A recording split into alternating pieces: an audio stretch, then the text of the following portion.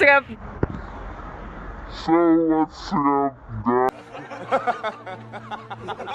Oh my God!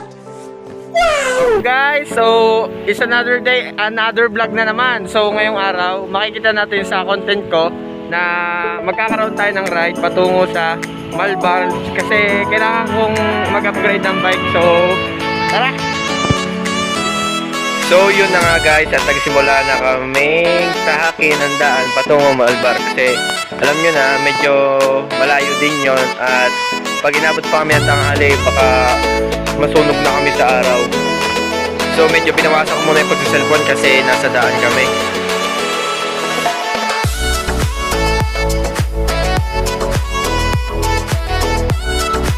So guys, mag-iingat tayo lagi pag tayo magbabike. So kailangan muna natin sa tabi tayo at huwag tayong higit na sa daan.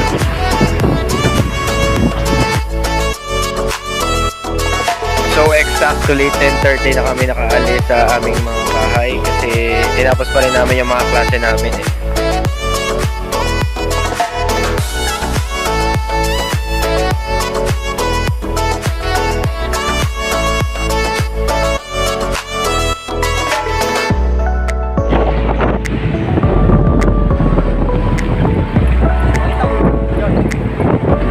Hi Idol!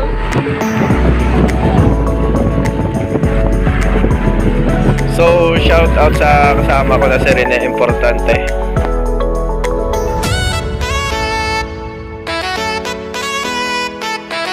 So, yun na nga guys, medyo nagmadali na kami kasi medyo umiinit na rin at saka may naawig pa kaming oras.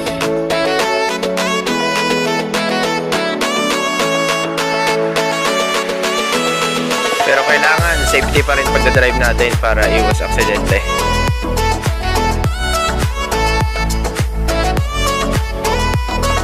So slow down tayo mga guys kasi marami tayong kasabayan truck dito, mga delivery truck at saka yung mga private vehicle.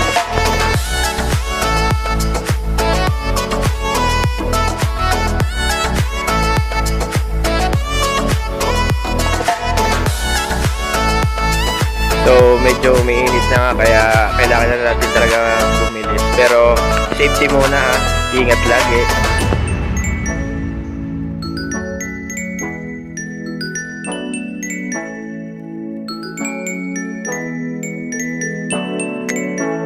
So yun guys, medyo malapit na daw tayo, sabi ng kasama ko.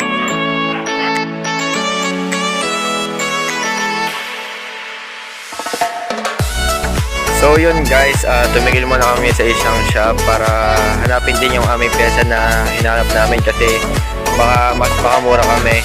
Pero sa to say ay wala. So yun na tayo talaga sa pupuntahan natin. So malapit na daw tayo guys, sabi ng kasama ko. Doon daw sa may puno.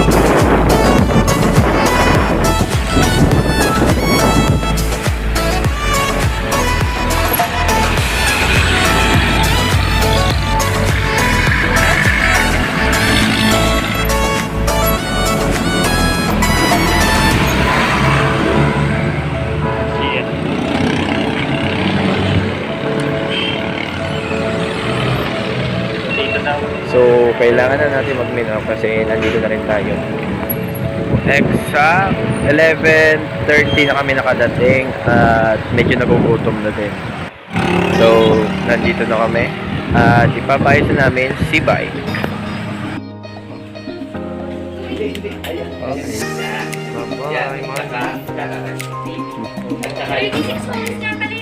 Ha?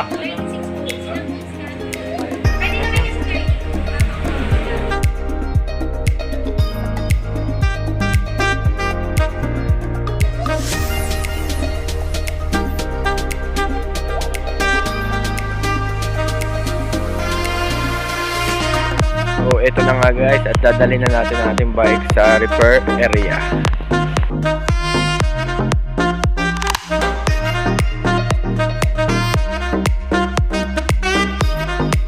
So, nakakalula guys yung naging presyo ng hub. Umabot siya ng 2.5 kasama pa yung labor na 300, so 2,800 lahat. So, yan na guys.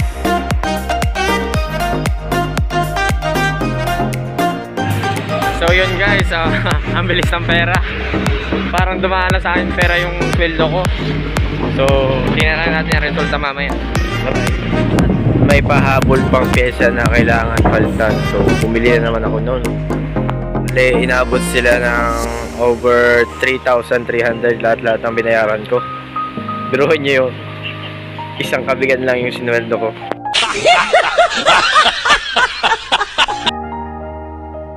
So yun na nga, inintay pa natin silang matapos mag-lunch kasi nag-lunch pa sila. At ito na, nagsisimula na silang ayusin ang ating bike.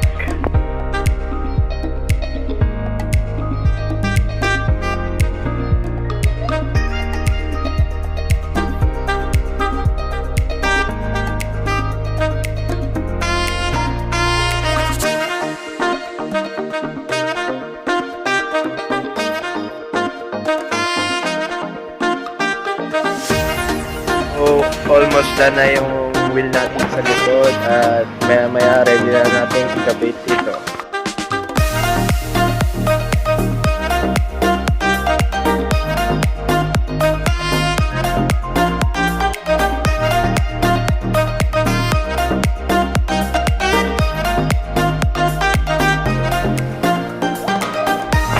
So yun na nga guys, at ikabit na ni Kuya ang gulong natin sa likod. So hintayin na lang natin yung isa matapos.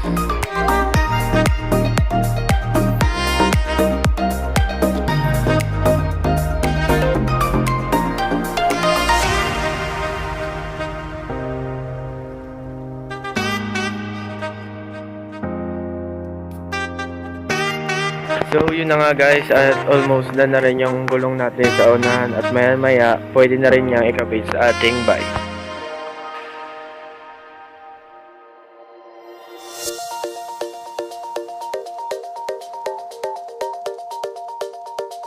So sa pananatili natin ng ilang oras dun sa shop na pinuntahan natin, masasabi natin na napakasikat niya kasi maraming nagpapaayos at tumatangkilik sa kanilang produkto. So yun na nga guys, at tapos na siya. So yun guys, tapos na yung ating papayos ng bike. So uwi na tayo. Uwi na tayo kasi may trabaho pa rin ako eh. So tara. So yun na nga guys, at binagtasan namin ang daan pa uwi para makapagpahinga na rin yung aking kasama at makapunta na rin ako sa aking trabaho. So hinay-hinay lang sa daan at marami tayong kasabay.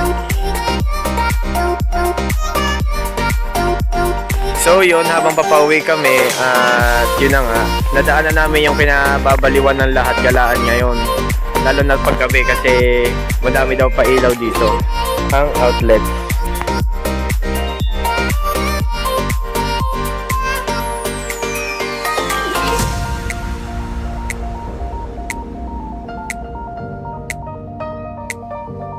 So chill ride muna tayo mga guys kasi nagbibideo din yung kasama ko eh.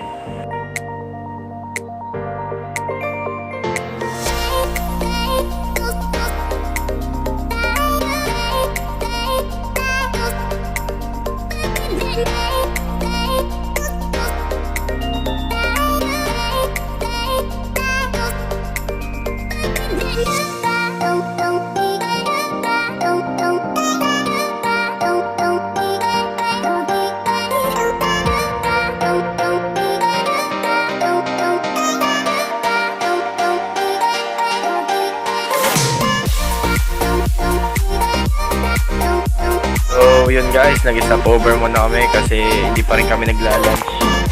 Tara, kwek-kwek!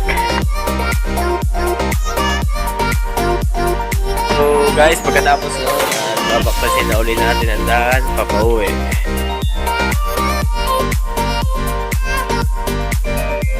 So lingid sa kalaman ng lahat, ang pagbabike ay nakakatulong sa atin para mas mapalakas pa natin yung mga muscle natin. Increase the muscle strength and flexibility, improve joint mobility, at increase the stress level. So yun na nga guys, at malapit na tayo makauwi at makapagpahinga na rin yung kasama ko at ako naman ay pupunta sa aking trabaho. Pagod pero kaya pa naman kasi may trabaho pa rin dyan. At pag uwi ko ay sasalubong pa rin sa akin yung mga task na natambak sa akin. So let's go!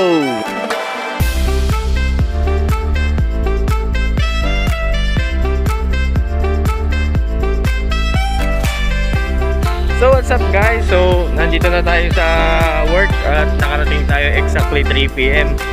So hindi na natin magtrabaho kasi na-late tayo. Kasi dapat 2 PM nandito na ako. So na-late tayo gawa nga ng medyo malayong ride natin. So dito na nagtatapos ang video ko. Sana nagustuhan nyo. Please like and share and subscribe. Bye bye! Sana nag-enjoy kayo.